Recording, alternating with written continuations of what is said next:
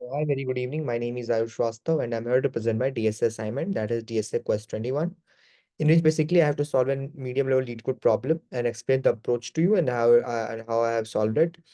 And in the last, I have to submit the solution to show you the final output. Yeah, so let's get start with it. Let me share my screen with you.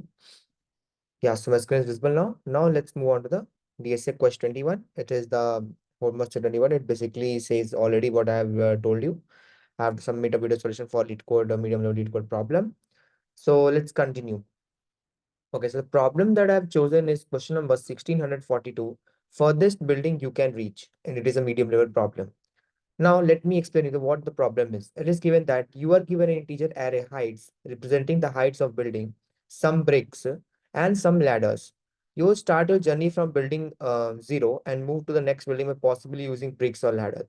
While moving from building I to I plus 1, if the current building's height is greater than or equal to the next building height, you do not need a ladder or brick. If the current building height is less than the next building height, you can either use ladder or brick. Okay.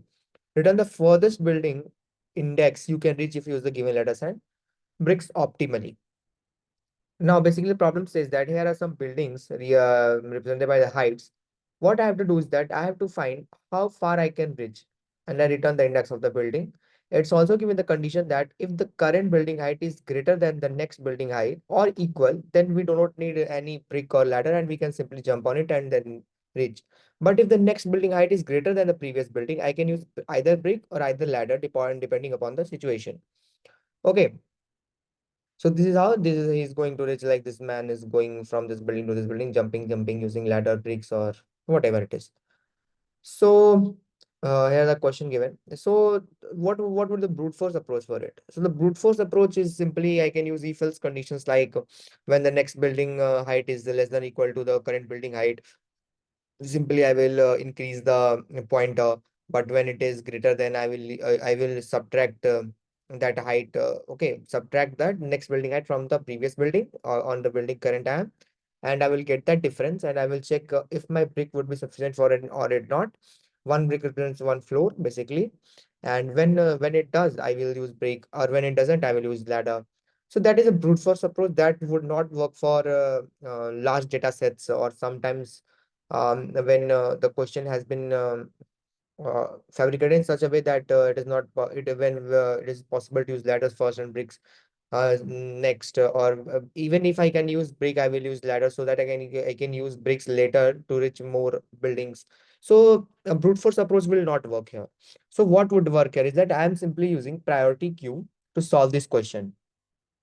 So here's the code written. I'll explain it later, but let me explain it to you in a more visual way by representing it. Okay, so let's move on to the Excalibur.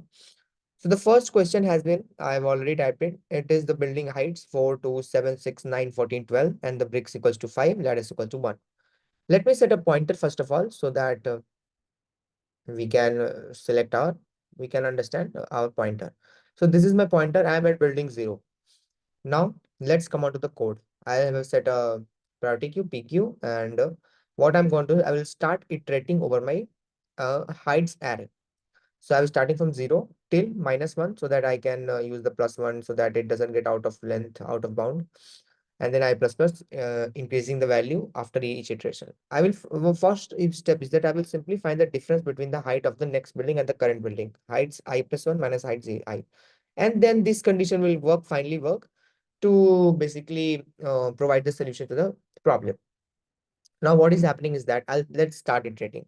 I'm at the building 0. Okay, I'm at the building 0 and the next building is 2. This is I plus 1. I will subtract I will subtract the current building height from the next building. I can see that 2 minus 4 is -2. Okay, 2 minus 4 is -2. But if difference equals greater than 0, if difference is positive, then this thing will work. Either nothing will happen, it will move on to the pointer will move on to the next index. Okay, it is condition given if difference is greater than 0 only, but difference is negative here, so nothing will work. No step will be taken. So now my pointer has moved into the 2.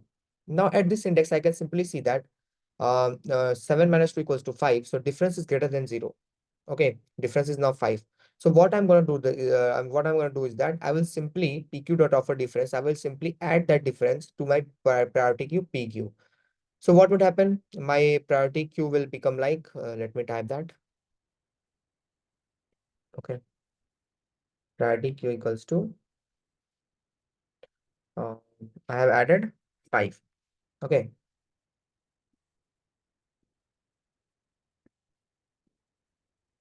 This is how. Now I'm not taking a second bracket as because more values will be added. So now my priority queue has value 5. Okay. I'll check if my PQ size is greater than ladders or not. But my PQ size is just 1 and ladders is also 1. So it is equal. So nothing would happen. Okay. Nothing would happen. And then the value of that pointer will increase. And now my pointer will move on to the next position, that is 7. Now I can see that at 7, once again, 6 minus 7 is minus 1. Nothing will happen. As I've already said in that's similar in the first condition. So I'll move the pointer once again to 6. Okay. Now it's 6, 9 minus 6 equals to 3. Now the condition is optimal now, difference greater than 0, 3. So I'll simply add that 3 to my priority queue. Let me add it. Okay. So now it's 3. Let's make it a little bit bigger. Now 3 has been added, separated by comma. I am not just writing it because I have to make it larger as well. Now, once again, what would happen if now my PQ has the last difference has been added to PQ. Now my PQ size is greater than ladders. Yeah, this condition is also true now.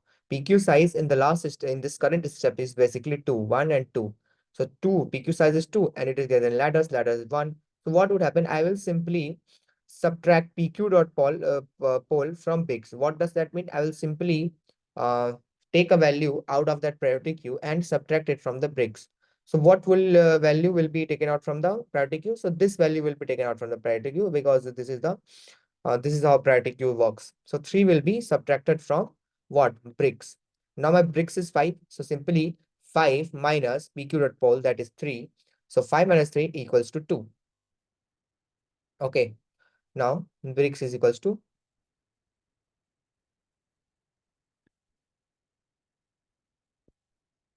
okay, so I don't think so that this can be edited. Okay, so just cut this. Okay, so 5 is now done. I have just 2 bricks left with me. Okay, so let's remove the next previous value and add 2 to it. Now I have only 2 bricks and now 3 has been removed. Okay, this has been deleted. 3 has been removed. That is separated from the bricks. PQ.poll means it means removing. Now, if bricks is greater than 0, return I. Now, if my bricks is greater than less than 0 or not, my bricks is 2, it's not less than 0. So what would happen? Next iteration will happen and the value of 5 will increase. Now a pointer will point towards 9. As I can see that 14 minus 9 is equal to 5 once again. So this condition is optimal now once again. Difference is greater than 0. So it will be 5. So I will add that 5 to my priority queue. So my priority queue now contains another value, that is 5. Let's delete this. Let's copy this one. Okay, it can't be copied on this one. Okay, so now my priority queue contains 5 as of now, once again, like this. 5 has been added to the priority queue. I'll check if my priority queue size is greater than the ladders or not. My priority queue size is greater than ladder. Ladder is 1, priority queue size is 2. 5, 5, 2 size. So this condition is also true once again. Now I will move to the second. Bricks minus equal to PQ dot poll. Once again, I will remove this value from the priority queue and subtract this from the bricks. Now my bricks is equals to 2. And when I subtract 5 from 2, it will become minus 3. Okay. 2 minus 5 equals to minus 3. Now my value of bricks has become minus 3 in this step. And now this condition also true. If bricks less than 0, bricks is minus 3 now and minus 3 is less than 0. So I will return simply I. And what is the I in this step? I can simply see that in the last step, I was at 9 and index is 0, 1, 2, 3, 4. I'll simply return 4, the index of this value, because I was the index initially. So it was 0, 1, 2, 3, 4. So I'll simply return 4. Okay, return I4. So this is my output. I can simply see that returning that index will give me the answer 4. So this is how this program is working. Basically, this is quite a different and very thinkable approach to solve the problem, because the brute force or the naive approach will not work here. So I have used a priority queue, and I'll simply say that I have not solved this problem on whole on my own. I have understood this problem using YouTube video as well. So this was actually streak problem, and I'm also following the streak. So somehow, where what happens when hard problems come on the streak, I usually ask it from my teachers or mentors or a YouTuber. So I have used a brute force approach first of all to solve this question. And when I use the brute force approach, 95% of the cases passed, but the last 5% cases didn't pass. So I looked upon for a more optimized approach, and this is what I came through.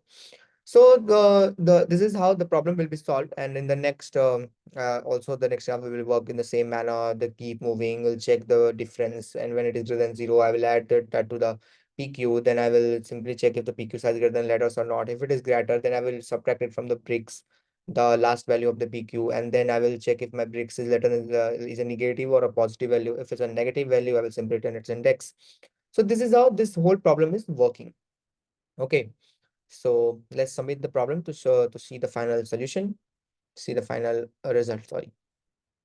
Yeah, so in this manner, this has been accepted. The runtime is 90 minutes and second. I think there are more optimized ways possible as well, but these are very complicated and not very easy to understand. This was very easy to understand. That's why I've used it. And in this manner, this problem has been solved. I hope you understand it. Thank you very much.